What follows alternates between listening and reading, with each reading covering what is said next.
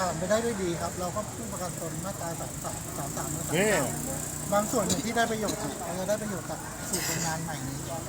มากๆครับก็เลยแบบคิดว่าถ้าเราให้มันผ่านในบอร์ดได้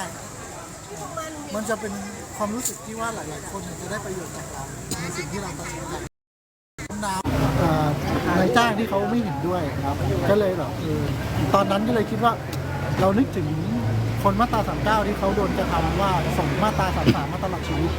แล้วมาต่อมาตรา39แล้วโดนลดบำนาญอย่างเงี้ยเหลือ1,000 บาทซึ่งพ่อผมก็